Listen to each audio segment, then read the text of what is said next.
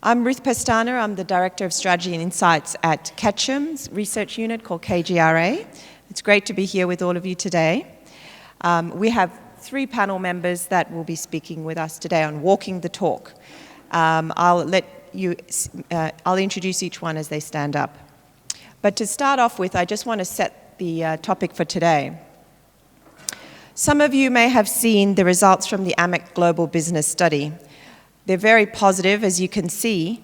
74% of the respondents said that the industry had expanded over the last year, and 81% expect growth for 2017 to 2018. And judging by the very strong turnout at this AMEC summit, that momentum will continue. In a way, it's not surprising because all we ever hear about these days is big data. Now, I've been outside the measurement industry for the last 5 years and only recently re-entered into the world of communications. As I prepared for this conference, my burning question was, are we really walking the talk? We've heard endless discussions today on ABEs and vanity metrics. So what I wanted to know is, how integrated is research and measurement in communications campaign development? For measurement to be valuable, it needs to be part of the entire communications process. And as we heard quoted many times today, that there are many communications professionals still going after the vanity metrics and measuring for the sake of measurement. So, are we using research to inform strategy development, to inform tactical execution, and not simply seeing it as an activity that happens at the end?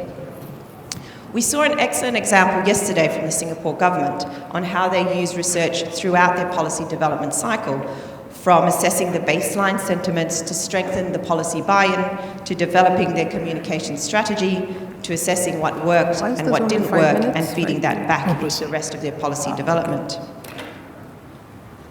But what about the rest of us? What about the PR firms that are here today? What about the client organizations that are here today? And what about the measurement firms that are advising the client organizations and the PR firms? How often do we see the development of data-driven communication strategy? For example, when developing a strategy, are we using data to identify the best ways to reach the key target segments, or even who those targets are? Are we using data to find messages that will resonate with the target audiences? As you'll hear from Matt Stanton later, this data already exists in many of the owned channels within a company. But how much are they being accessed? Secondly, I'd like us to ask ourselves, how frequently are we using measurement data in decision-making? When the measurement report is delivered, is it just sent out only to end up unread in somebody's inbox? There was a great learning yesterday from Brian Lott from Mubadala, when he shared that their assessment reports became more positively received when they were accompanied by a solution. His executives needed something that they could clearly act upon. PR agencies, measurement agencies, and in-house communications teams need to work more closely together to ensure that there are actions in these reports that are being sent through to the organization. We need to create a virtuous cycle.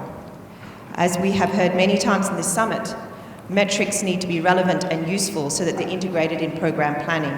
But as importantly, we need to create a culture of appreciation for measurement and research, if there isn't already one in the firm. So specifically to PR firms or on client-side organization, there's some things to think about to create a more data-driven culture when it comes to research for communications. Make the time to walk through the relevant results with the leadership and communications teams. And we talk about relevant results. We've heard a lot about how collecting data for the sake of data is not going to help your position. We should specify what the actions are that need to be taken up and follow up on these recommendations so they are not just recommendations that are lacking of meaning and lacking of follow-through. Secondly, identify the 1 to 2 charts which are most relevant to the business. Include them in regular updates so they're not just buried in a measurement report that's been shelved somewhere and never seen again. Reference these data points frequently to reinforce the message. We again saw some excellent examples yesterday from Jan Spitzer from Microsoft on some great charts. And later you'll hear from Aseem Sood on the types of metrics that are relevant that can be pulled from dashboards.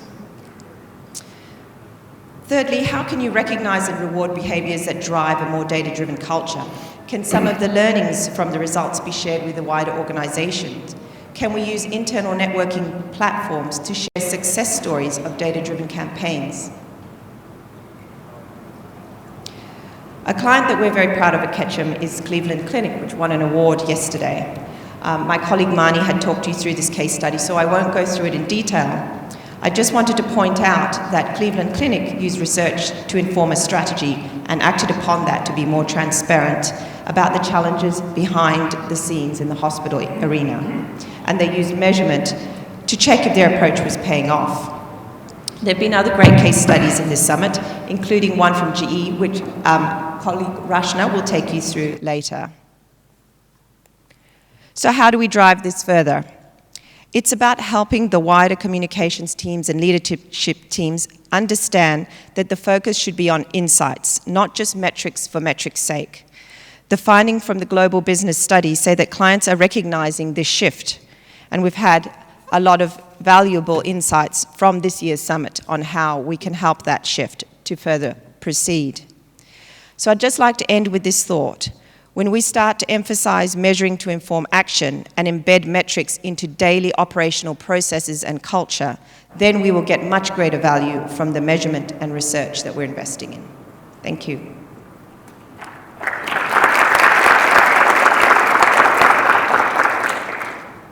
So if we have, how we're going to operate today is that each of our speakers will speak for 5 minutes, and then we'll open up for one question in between, and then at the end we'll open the floor for another 15 minutes or so of question time. But now I'd like to hand over to my colleague Rachana Panda from GE.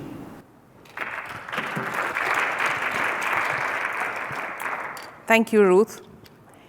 In fact, I loved Professor Jim's presentation when he said, media is not the only thing that we measure.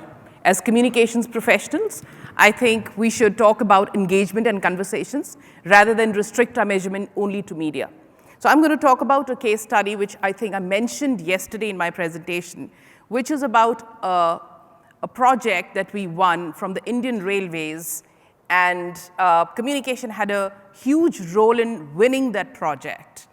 Now, as a function, we also have or show value to the business by showing how we can help them in smooth execution of that project. This project is in a state called Bihar, which is one of the most under-industrialized states in the country. Skills are an issue, jobs are an issue, economy is an issue. There is a huge socio-cultural ecosystem which does not support industrialization. That's the state that we were supposed to come up with, a brilliant factory which is supposed to be up and running in 2018.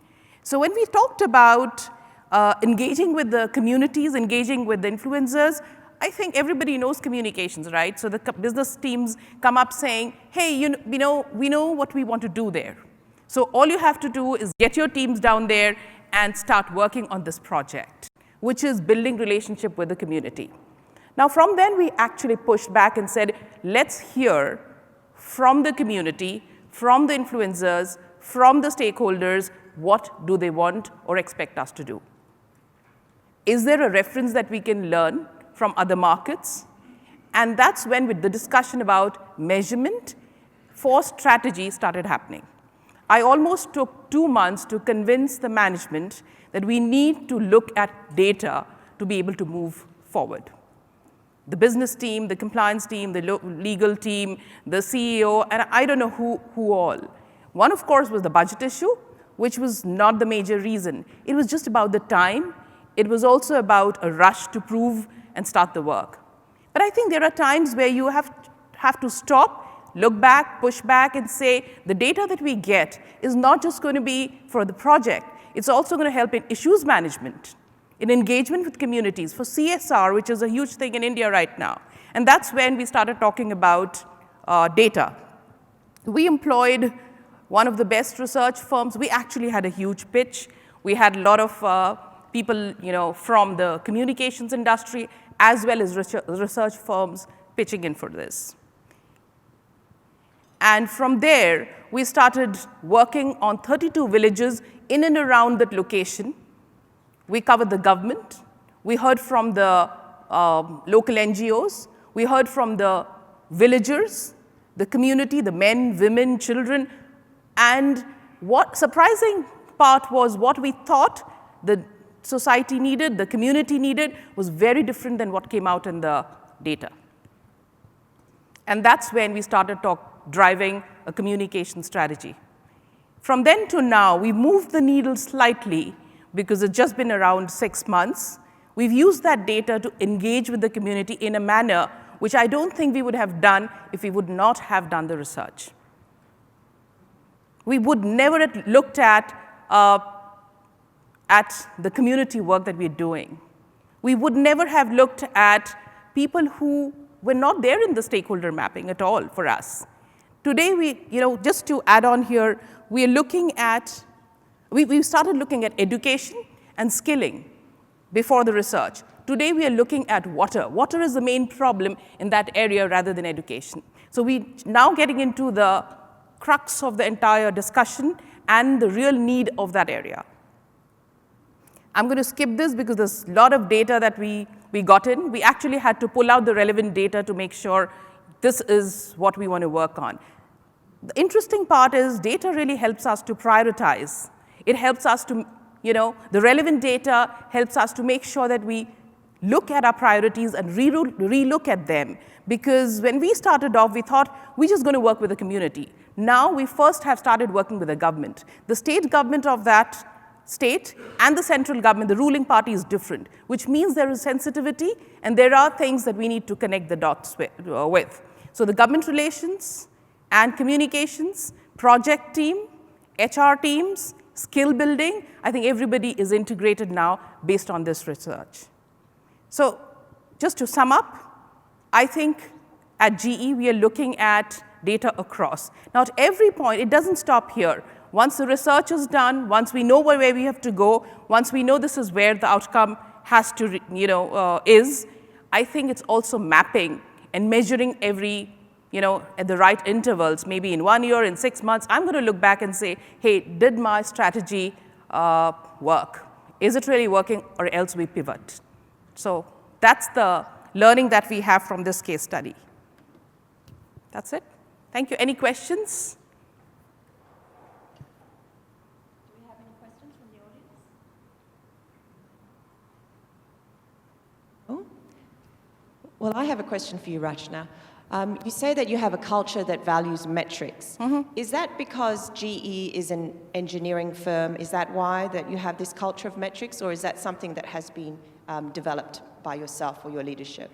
I think it's easier. It's the culture of numbers always existed because we are an engineering organization, but it also means that communication was always taken up as a function which is subjective. Feel-good factor is what people used to look at when they look at some projects or some outcomes that we come up with. But today, when we show them the numbers, I think they feel it becomes credible, it becomes authentic, it becomes real. And I think that's something, as a communications professional, we need to drive all throughout, and that's what we've done. Thank you. Would you like to take the floor? Thank you. Hi, good morning, everyone. Is my mic working? Can you hear me all? Can you hear me at the back? All right, great, thank you. My name is Aseem Sood. I lead a small monitoring and measurement firm in India called ImpactResearch&Measurement. I'm also a member of the board at AMEC. And thank you all. Thank you, AMEC, for giving me the honor that was given yesterday. So there's added pressure on me. Barry is watching, and he's told me I'll not be allowed to go back if I don't have 5 questions. Please help me with that. Please help me. I want to go back home after this. OK, I'm going to talk about my experience. We've been working with a lot of clients, and there are times when we go to our clients and ask them the question, are you using data to drive decisions? Show us, how are you doing that? And more often than not, we are taken to a screen, which is a 3x3 or 2x3 array of monitors, right? And we are told this is how we are keeping a track of real-time data. We know exactly what's happening. How many visitors are coming onto our sites on our content side? How many tweets are there for us? What is our share today? And there are so many data points that are available. Initially, because my background is that I love technology, and I always love to use technology solutions to bring better services to clients. And I also thought, oh, it's easily available. Let me just give them all. And we started building these dashboards. But soon we realized that these dashboards are often more harmful than useful. Does anyone agree here? Okay, so I have 6 hands. So my job is, by the end of this session, we need all hands up. Now, whenever senior management comes to you, or client comes to you, and asks you a question, can you give me this form of a report? You'll get 10 requests. They'll tell you, I want this report, I want this report, I want this report. Whenever we get such questions, what we do is we ask them a question. What is the point of that report? What's going to change in your life? Are you going to take a decision basis that report? What is that decision? If you're not going to do it, is somebody else going to take a decision basis that? And if you don't get an answer which is actually helping the team, the person, take a decision, then please push back. Do not give them that report. I know it's very difficult at times, because it's very easy for me to walk out of the situation by giving 6 dashboards to the client. I'll get paid for those 6 dashboards. The client is happy, I'm happy. But what I want you to think about is, can you stop doing that? And there is a reason. Because most of our clients tell us, faster data is good data. If I know something faster than somebody else, I'll be ahead of the game. And when this question comes to us, we realize there are a lot of problems associated with fast data. So what happens? I'm sitting in my room, I have a dashboard in front of me, it is showing me something and says, by the way, you have a 3% drop in the tweets today compared to yesterday. And suddenly I get up, I look at it, and I'm distracted. I stop doing something important that I was doing earlier, and suddenly I start looking at something which looks urgent, but may not be important. I don't know if it happens with you, but I can tell you, with our dashboards, with our clients, we've seen that happen a lot of time. And the worst is, then you start reacting to that data. You start worrying about that 3% drop without realizing that that 3% drop is a result of an activity or a result of activities that you've done in the last 3 months. And when you start reacting, you start taking suboptimal decisions. All this urgent information, fast information that is available to you, I think keeps you away from the important things that you should be working on. In fact, there's a quote here. I follow a lot of small technology companies who are doing great work. Basecamp is one of them. Basecamp has a data scientist. He calls himself Data Monkey, and he's Noah Laurent. And he says knowing when not to look at a piece of data is just as important as knowing when to look at a piece of data. And I think it's very, very powerful and very, very important. Now, all dashboards are not bad. Where did we get the dashboards from? We got dashboards from engineering projects. We got dashboards from execution stuff. So when it comes to execution activities, dashboards are very, very useful. I'm going to show you examples because I don't want to just make a point without telling you where dashboards are useful. So I'm going to show you some examples later. But execution dashboards are extremely important. Dashboards are important and useful in strategic issues as well, but real-time dashboards for strategic issues don't help. Here are some examples. And I'll give you the context first. So we're working with a client, and this client has a huge crisis. And this client issues a statement, which is very, very important because it touches several aspects. Legal, issues related to their stakeholders. And now it's important that every target publication in the country picks up that statement. We created a simple dashboard. The publications that you see in blue are the ones which have already picked up that statement. The publications which are not highlighted in blue have not picked up that statement yet. So how it helps me is I'm able to look at this dashboard and say, where is it that our team needs to spend our effort? Where do I go and focus? What do I do now? It's an execution issue. It is not a strategic issue. And with this real-time dashboard, though very, very simple, is very, very useful in a situation like this. Second example. This is something which is actually running in Rachana's room as well. What you're looking at here are news stories coming in. And red tells me the stories are talking about our competitors. Green tells me the stories are talking about us. Real-time data coming in, not being used for any strategic issues. It's just execution. So we've done a press release yesterday, or we've been at an industry forum. We spoke, our competitors spoke. What do we see in the media today? A quick look at the dashboard can tell you who's there in news more, are we or our competitors. Third example, this is a slightly detailed one, wherein we're looking at a conglomerate in India. They are into several businesses. So we are able to see on a day-to-day basis which businesses are in news, for what issues, what's there in the headlines, who's writing, who are the influencers, what are those news stories, which are the positive ones, which are the negative ones. All right, so I've been asked to rush. I'll just show you one more example. This is something we did for elections, a simple dashboard which was sent out on WhatsApp, an execution dashboard sent out every day, telling the political leaders of 4 parties who is seen more on television on a given day. Going out every day, day after day, day after day, but execution. Sorry. And therefore, what I want to request all you ladies and gentlemen is, please start thinking about slow data. Stop thinking about real-time data for strategic issues. Start thinking about slow data. Start thinking about the core problems that you're trying to find answers to. And if you do that, I can promise you, you'll find more value in the approach. Thank you. Thank you, Aseem. Do we have any questions for Aseem?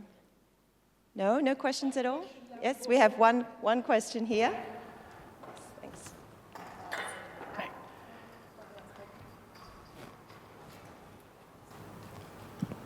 Hi, Aseem. It's Asha from Isentia. Thank you. It was almost a spiritual style presentation. One of the challenges that I'm thinking about when you're talking to clients about needing more, I suppose, retrospective analysis, less of that real-time evaluation and more about looking for the evaluation that means you've got to look further back. There is resistance often because they think that's in the past, and they are thinking about real time, not necessarily a real time report in terms of a dashboard, but real time data. How do you deal with that with your clients in terms of convincing them to not look backwards, but look at a broader set or a longer set of data? All right, I think you've given me the answer as well, but I'll just tell you how we approach it. There are a set of clients who are very difficult. They want real-time data, and we probably set up the dashboard for them once, but we talk to them every day and say, so what are you looking at? What did you see today? And if 2 days, 3 days in a row, they don't have any insight, we tell them that, why don't you now look at something like this? While this is a simpler operational dashboard, which your team should be looking at, you should look at this on a weekly basis. So we move them from daily to weekly or to monthly analysis. And that really helps because suddenly they start seeing trends. So one, because in a way, in your question itself, you gave us this hint that if you increase the time frame for which you're doing the analysis, you are able to convince the client that real-time data is not what you should be looking at. Yeah. Thanks, Aseem. Thank you. Our next speaker today is Matthew Stanton. Matthew's the CEO of the strategy and content arm of Isentia. First of all, I'm not a comms professional, so I just thought I'd get that out there. So there won't be a lot of technical talk through this. Secondly, from where I come from, the dashboards, what I'd say is about dashboards is the more colourful dashboards you have, the more you can charge a client. That's what I worked out, and it does work, I can assure you. Okay, so I've come along, I've only got one slide, I just want to talk to you, thank you. I just want to talk to you about owned data informing earned data. And so I know there's a lot of talk about owned, earned, paid, and a lot of shift from owned into earned. I actually think it's owned, earned into paid is the big area at the moment, which is quite tough in certain marketing areas.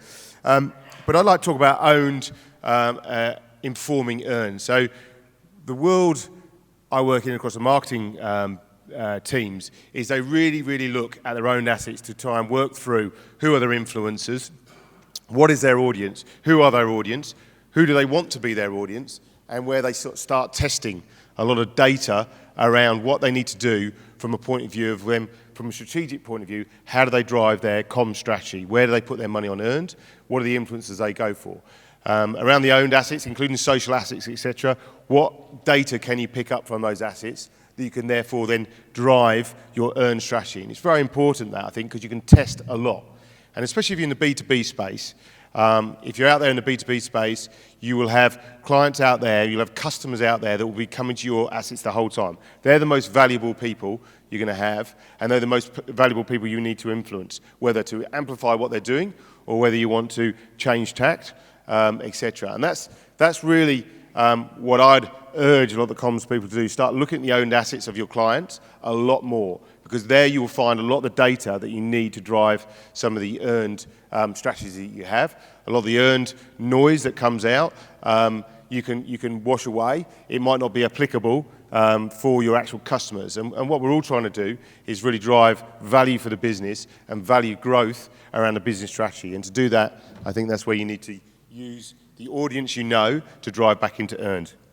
And Aseem talked about real-time data not driving strategy. I think that's absolutely right. I would say, though, I think you do need to start organisations from a comms point of view. We talk about real-time data driving insight, then that does drive strategy. Okay, so I think I'm a great believer that you have data, lots of data. Now you need to work through the stories that come through that data. It isn't just about individual data at the right point immediately, but you'll get stories from that data. Very, very important, driving insight driving strategy.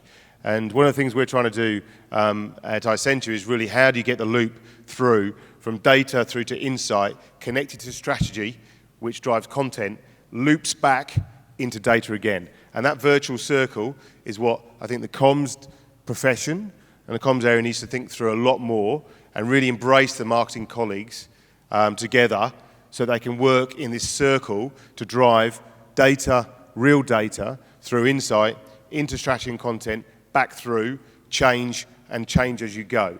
Stop and have a look at it now and again from a strategic point of view, but I do think there'll be a lot more of creation of content around real-time data, and it will speed up. We'll have to be more and more nimble through that.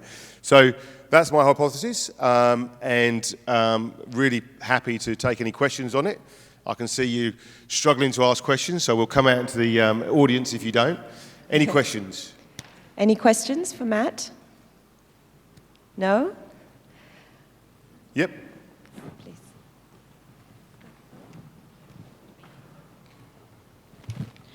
I actually have a very different kind of a question, and I was alluding to that yesterday. More often than not before, that we are being asked this question of how do you forecast, the efficacy of your PR program. So while you are settling on a particular idea, you're settling on, in conjunction with your internal stakeholders, at what exactly are the things that you will measure, you are also being asked, can you forecast that if you do X, will it actually have the Y outcome or outtake. Now, that's what I'm grappling with and trying to get my head around. Any thoughts from your side? Good question. I'm not going to be able to answer it 100%. I think I'd switch to there is a bit of trial and error in this as well, but I think the predictive area, and this is where you do real-time content around that, and driving content quickly to see what works and what doesn't work. Because I think the more informed you are, the better in this. So the more you understand your influences, your audience, and what the return on the audience you're getting through. But I think is one of trying to push around content to really try and drive what the outcomes you want. And I think when you're going wrong, move away from it quickly. But there'll be more learning people in this auditorium be able to answer that one. Any other ones? Yes, Petra. Thank you. I just would like to ask, because you come from the publisher's background, how the publishers are dealing with getting the value from the data? Are they also disturbed by the overload of the data, and are they trying to find the real value in it? Great question. So yeah, as I've come from sort of publishing media background, and yes, I think the publishers are massively struggling with it at the moment, trying to work through all the data that's out there, what works, what doesn't work, and how do you commercialise it as well. So from a point of view of all this data we have out there, everybody's talking about data at the moment, everybody's talking about big data, everybody's assuming to start changing themselves into data businesses without a lot of intention. And so I think there is a lot of data that sits in publishing companies to inform their audience, if you like. But I think I reckon they're really at the early stages of understanding extending. I would say, though, that the publishing media business has a very, very good audience, a very sticky audience as well. So I think when they do crack it, it'll be a strong area. And I think for comms and for organisations to partner up with those publishing areas, especially in verticals that are strong, whether it be financial vertical, whether it be a health vertical, whether it be an insurance vertical, is absolutely the right thing to do, because they have got very strong audiences. Okay, I'd like to open it up now for questions to any one of our panel members. Do we have any questions for Rachana or Aseem or Matthew? No? We've heard a lot today about, I talked a bit about the virtuous circle, and we've also heard that from Matt about how data should be used to inform all points of the cycle. So do we have one question here?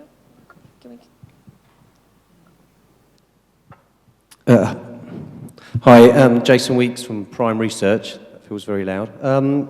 Question for Aseem, really. Aseem, you made the point that lots and lots of data doesn't necessarily help us. I just wonder how, or any techniques that you've got that you could share to focus your clients' minds on the data points that do actually matter to get, to cut to the chase and get through to the things that are relevant. For every report requirement, we ask our clients to take a usefulness test. So every report, every data point, everything that they ask for, you say, let's test whether this is useful or not. And the questions that I shared with you earlier really help me in client situations, because I say, great, we will get this data. What are the next steps? What are you going to do with this? What decision, what action are you or your colleagues going to take with this? And we introduced that in a very formal way to say, this is a test, usefulness test. So this report, we'll do the usefulness test and mark a check if it passes the usefulness test. And when you put it across as a very formal thing to do, then people actually start asking questions. The other thing that we do at times, which also helps us, is we realize that a lot of clients have this fear of missing out. If I have a dashboard and something goes bad or something is working fine, so I just want to come back to the dashboard and say, oh, all is great, let me go back. So we tell them that, why don't we program the computer to send alerts when something breaches a margin? And computers are very good in that now. So you don't have to go back to that dashboard and keep looking at it. And these are the two techniques that we use which help us at times to push back those ideas. And then what we do instead is we focus them, we force them to think about what are the other hypotheses or other questions that they should be trying to get answers to.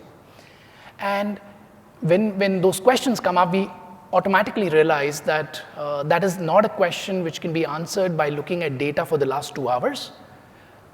It needs a lot longer duration. And then automatically that real-time dashboard converts into a weekly, monthly, yearly dashboard. Does that? You have a follow-up question? Yeah. Bring the microphone, please. So we are at 2 now. 2 questions. I'm counting. So this question is for anybody, All whoever right. wants to take it up. Is it data or is it gut? What do you go with, finally? So Rachana, if you want to take a shot. Is it data or is it your gut? What do you usually go with when you take a important decision? Both. Because, in certain situations, gut works, but backed by data is always credible. For me, if confident data is available, it's always data. If I don't have confident data available, then it's gut.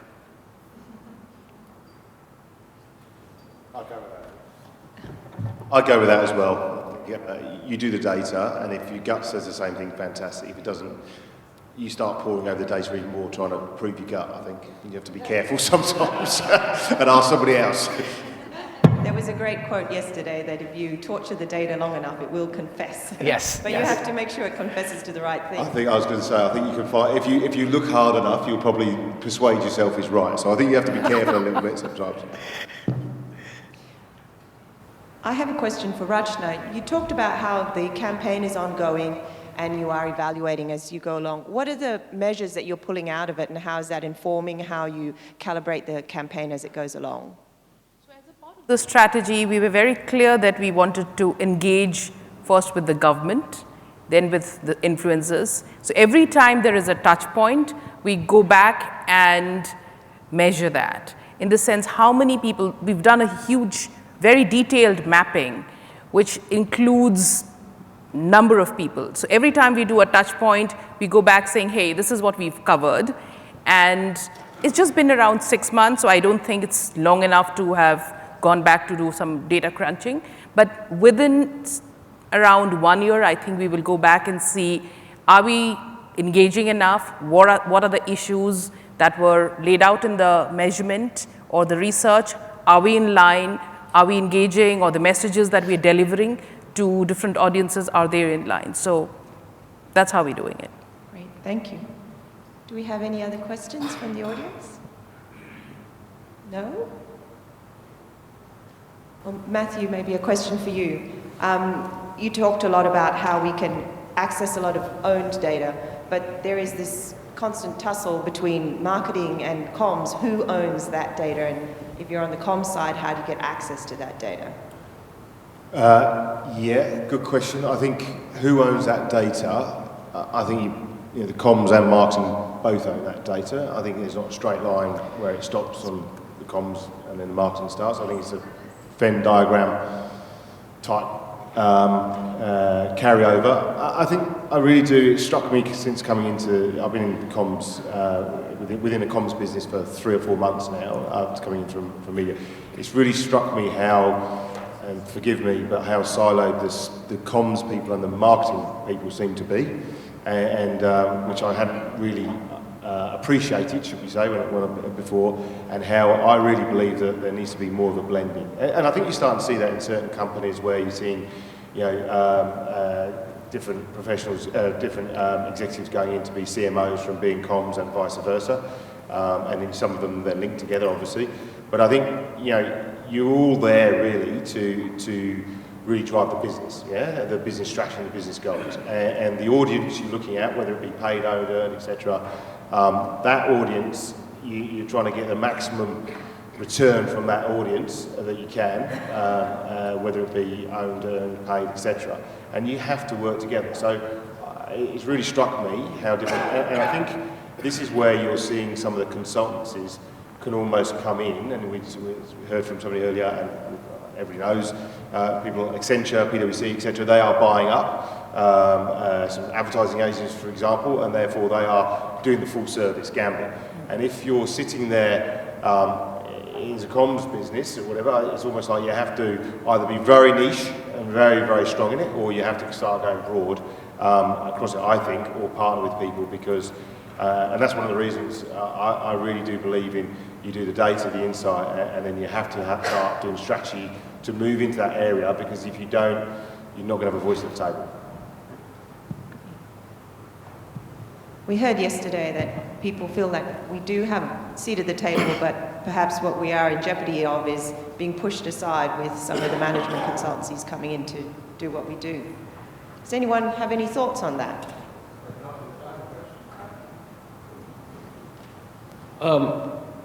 Question more for Rachana, but anyone can answer. What is the general percentage of cost that you incur on data gathering or measurement, really, on a big project like you explained? In comparison to the cost you're spending on the project itself. So what's the percentage? So I wouldn't go to the detail of, you want to know this particular project or in general? It could be in general. I think if I take a percentage of, I include monitoring as well as, the data crunching that we do, it should be around 8 to 10% of my communications budget. Okay, that's pretty good actually.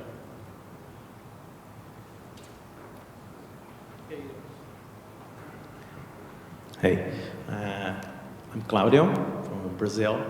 Actually, I don't have exactly a question, but I would like to consider that every dashboard is always try to connect and correlate data. In spite of their quality, every dashboard is a kind of interpretation of these correlations. So the dashboard is supposed to fill that gap that is between, let's say, very reliable data, let's say, but the reliable data itself, it's not enough for us to take our decisions. So actually, the decision to build a certain dashboard reveals our premises. That's my comment. So if we choose a pizza or a line or a design, art design to express these correlations, it always will be an expression of our premises. Did I make myself clear? Because between this data, the raw data, very high quality, let's say, to the dashboard, it always be our premises. So the result, how to correlate that and what we want to express with this designed idea, what we want to understand from that. Okay, if I've understood your question or point correctly, I'll say the insight will only be as good as the question that you're asking. How much time and effort do you spend on identifying the right question is very, very important. You may have the best data, but if you're asking the wrong question, you're going to get a wrong result. Ben?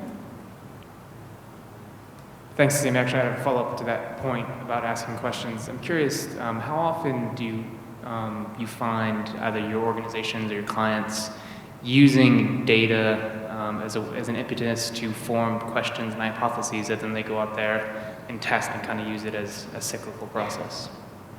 Excellent question. In fact, I must share with you, I have a few clients sitting here in the room, and I'll take a couple of examples, or let me take one. We work a lot with public relations firms, and they pitch to their clients, and whenever they pitch to their clients, they come to us to test their hypotheses.